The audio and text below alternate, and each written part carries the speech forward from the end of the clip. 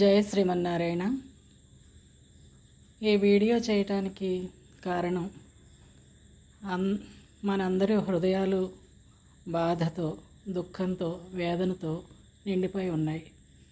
ఏమిటి సమస్య అంటే, మనకు తెలిసిన వార్త, సోషల్ మీడియాలో వచ్చిన వార్త, మనకి ఎంతో ఇష్టమైన, పవిత్రమైన, అందరూ ఒక్కసారైనా జీవితంలో వెళ్ళాలని కోరుకునేటువంటి తిరుమల తిరుపతి దేవస్థానం గురించి ఈ వార్త వినవలసి వచ్చిందంటే ప్రతి ఒక్కరికి గుండెలు పిండేసినట్లుగా ఉంటుంది. ఇన్నాళ్ళు ఏదో మన తినే నూనెలో కల్తీ చేశారు, తినే జీడిపప్పు కల్తీ చేశారు, తినే పప్పులు, పంచదార ఇవన్నీ కల్తీ చేశారు అనుకున్నాం. కానీ మన కలియుగ వైకుంఠుడు ఆనంద నిలయంలో ఉండేటువంటి ఆ మూర్తి, ఆ పెరుమాళ్ళకి నివేదన చేసే లడ్డూలలు ఇలా కల్తీ చేస్తారని ఏనాడైనా ఊహించామా? ఇది ఎంత అన్యాయమో, ఘోరమో, ఎంత అపచారమో! ఎన్ని జన్మలెత్తితే ఈ పాపాన్ని ప్రాయశ్చిత్తం చేసుకోగలుగుతారు? ఇలాంటి వాళ్ళని ఏం చేయాలి? ఏ ప్రభుత్వం అయినా సరే, దిగిపోయిన ప్రభుత్వం అయినా, ఉన్న ప్రభుత్వం అయినా, ఎవరైనా సరే, ఇన్ని ఆరోపణలు వచ్చినప్పుడు వెంటనే చర్యలు తీసుకోవాలి.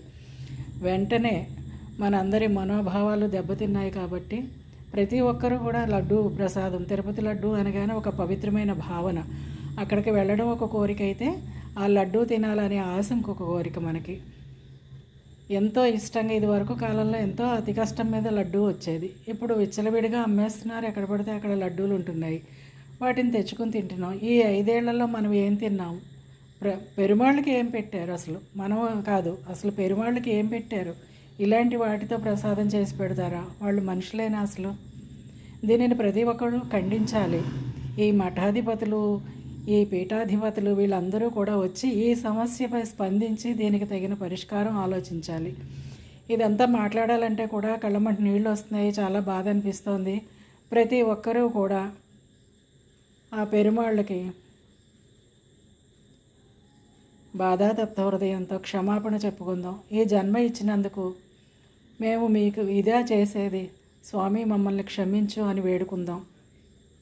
అందరూ స్పందించండి, ప్రతి ఒక్కళ్ళు స్పందించండి, ప్రతి ఒక్కళ్ళు మాట్లాడండి, ఈ అన్యాయాన్ని ఖండించండి, ఇలా చేసిన వాళ్ళకి తగిన శిక్ష విధించండి.